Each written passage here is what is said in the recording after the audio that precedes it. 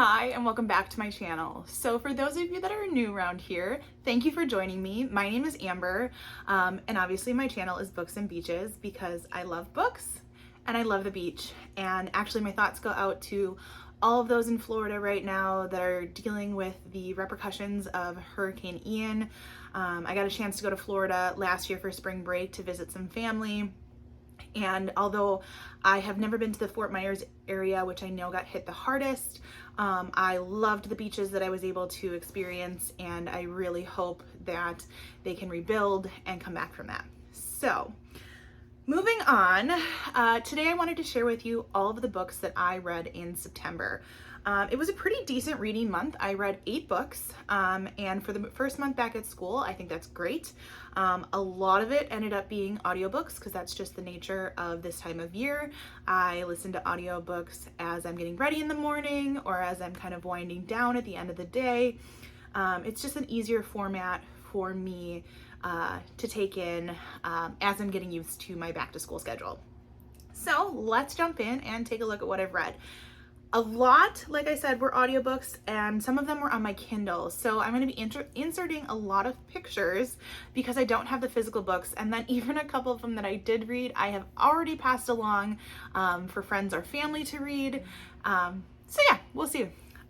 The very first book I finished in September was My Lady Jane. And of course, I cannot think of who that one was by.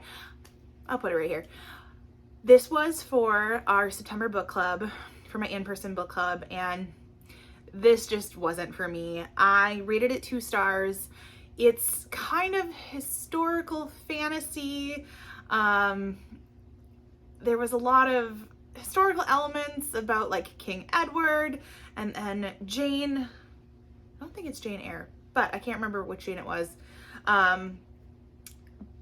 But it wasn't for me. It's not my thing, and I think some people might really like it if they don't mind some fantastical elements. The only fantasy that's ever really worked for me was Harry Potter. So, moving on. The second book, though, that I read in September blew my mind, and that was The Last Housewife by Ashley Winstead. Now, I had this one on my Kindle, and I think I'm still speechless about this book. Basically, it's a woman who starts out the book listening to a podcast, which was actually created by someone she was close with in high school. And come to find out, one of her really good friends from college has been murdered on their campus, a place where they said they would never go back to. And at the time, we also kind of go back, we go back and forth between old timeline and current timeline, and you find out that they were involved in a cult. And I don't think I have ever read a book so disturbing in a way that was dealing with this cult. And so I've read like gruesome, disturbing books, but this was different. And I think I'm speechless. And it scares me to think that this could actually really happen and be going on today. So I rated this one 5 stars. I don't want to say much more than that. Pick it up. Ashley Winstead is a phenomenal writer. The next book I picked up, and I actually do have the physical copy, and I read the physical copy of this one, was The Final Gambit, which is the third and final in the Inheritance Game series by Jennifer Lynn Barnes, and I really enjoyed this one. I don't want to say too much since it is the third book, but I was satisfied with it, and I liked the way it kind of came together. The first book is the Inheritance Games. The second one is The Hawthorne Legacy. I have them both sitting over here.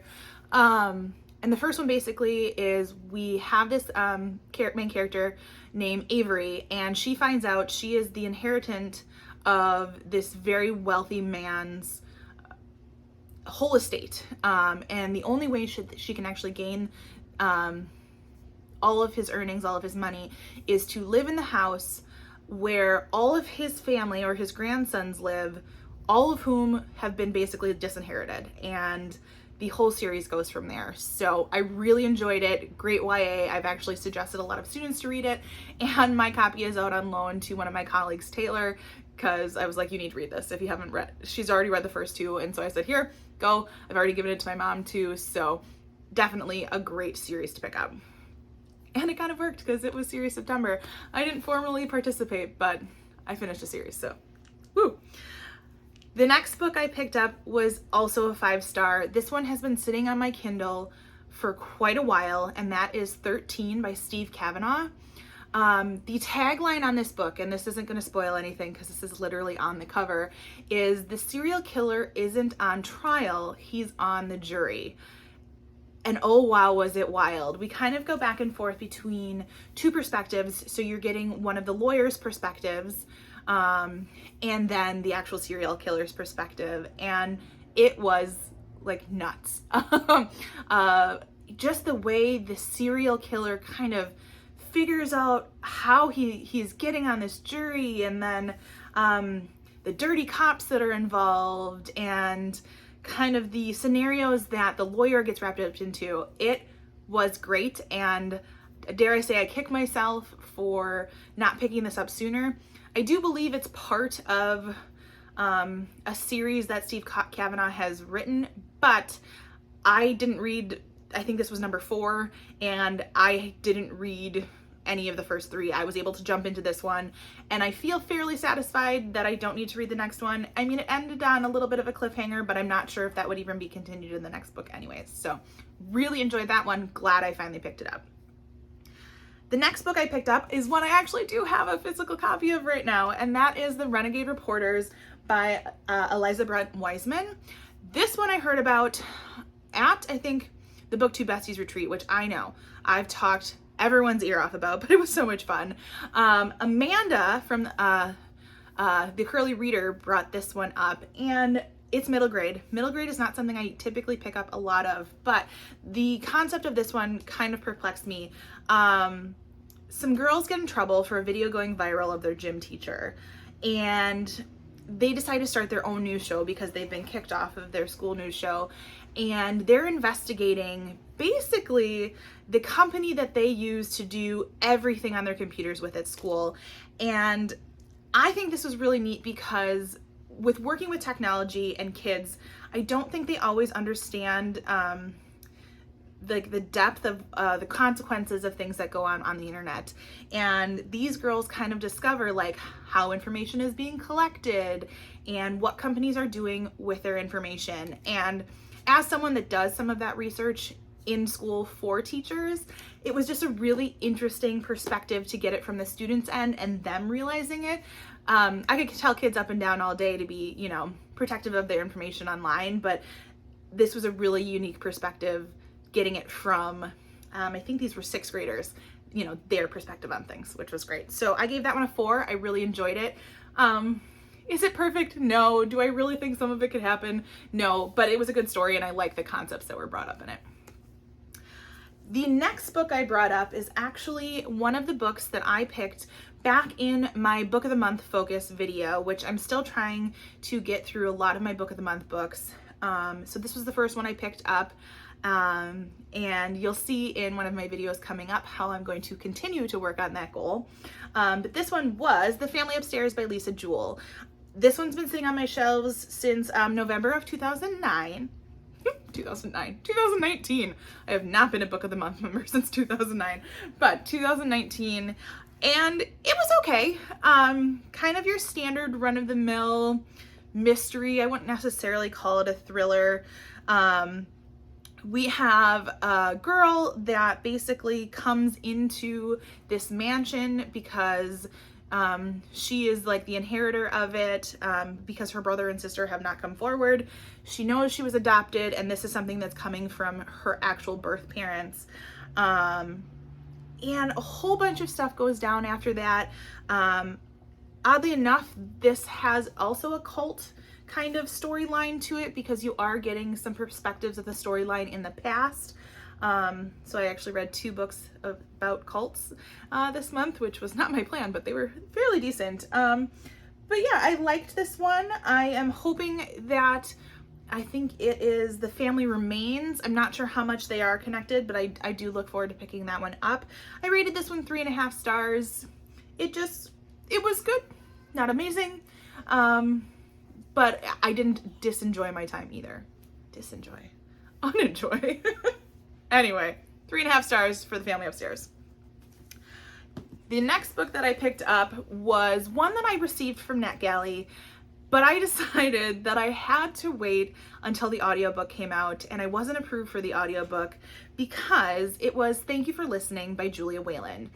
And if you have watched any of my previous videos, you know that Whelan is my favorite audiobook narrator. So it would only make sense that she would narrate her own book, especially when it's one that's based on an audiobook narrator. So I knew I needed to wait to have that one read to me by Whelan. I really like this one. It was, you're getting the perspective of somebody that does. They used to be an actor, now they're an audiobook narrator, and you find out why. And she is asked to narrate a book for an author that has passed away, and it was kind of like this author's last wish that she wanted our main character, and of course I can't remember her name, to read the audiobook along with this other very famous male audiobook narrator. And they kind of have this texting, email strain back and forth,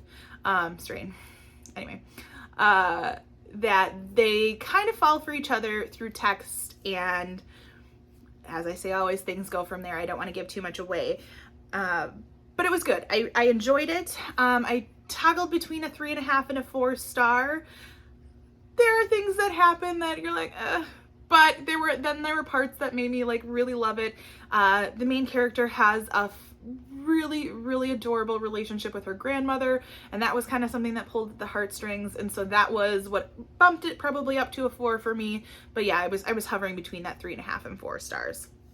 And then the very last book that I finished in September, I actually just finished this one last night, snuck it right in before the end of the month, and that is Nothing More to Tell by Karen M. McManus. This is her brand new book that released, well, it must have released at the end of August, I think, but finally picked it up. I have always loved Karen M. McManus. She's one of my favorite YA authors. I always reference The Cousins. I think that one's my favorite by her, but she also has written One of Us is Lying and One of Us is Next, which I think they turned into a Hulu or Peacock series. I can't remember. This one was good. We're basically dealing with two main characters, one named Bryn, one named Trip, and Bryn has moved back, is it Michigan?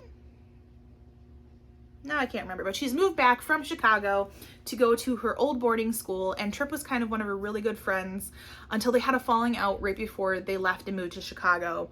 And in that time, before they left, one of their favorite 8th grade teachers was found murdered in the woods, and these 3 characters, Trip and then 2 other people, were the ones to find him. And so everyone's questioned, they find out they're not involved. But our main character, Bryn, is all about kind of being an investigative journalist. She has an internship at this company called Motive, and she wants to look into this teacher's death.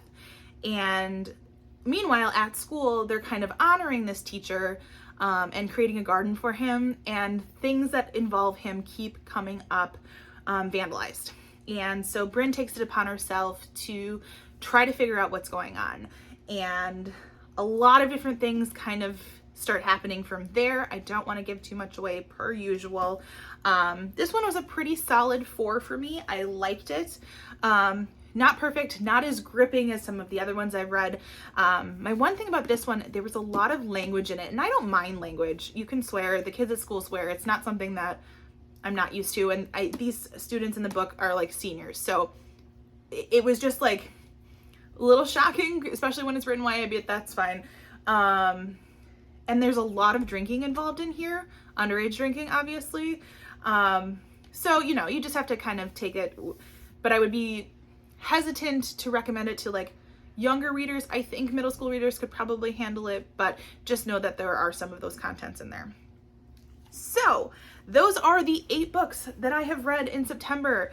I have really big plans for this fall. I am so looking forward to the fact that it's October. I am not in the fall spirit yet. We are having a gorgeous weekend out right now.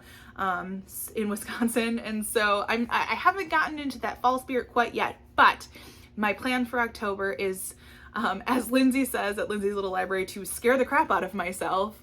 So I'm really looking for some like really creepy, scary books. So if you have any recommendations, put them in the comments below. As always, like and subscribe, and I will see you next time.